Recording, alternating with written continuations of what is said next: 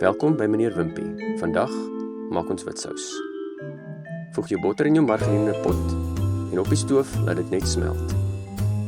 Voeg dan al jou meel by en klits dit goed bymekaar. Dit maak 'n pasta en dan terug op die stoof net tot dit begin kook en haal dit dadelik af. Dan voeg ons jou melk bietjie vir bietjie by om te voorkom dat dit klonter maak. 'n Hele paar keer, moenie bekommerd wees nie, roer die melk elke keer in totdat dit ten volle weer bymekaar gekom het.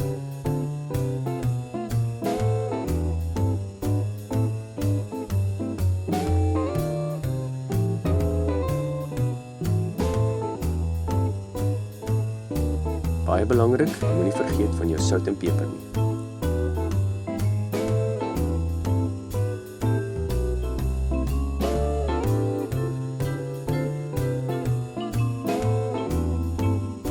Terug op 'n medium hitte, voeg 'n bietjie mosterdpoeier by en roer dit bymekaar en kook dit liggies totdat dit begin verdik.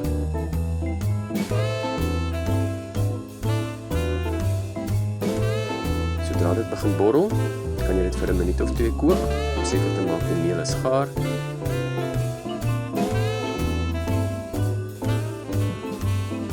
Voeg kaas by vir 'n kaassous en daai het jy dit. Jou witsous verander in 'n kaassous. 2 in 1.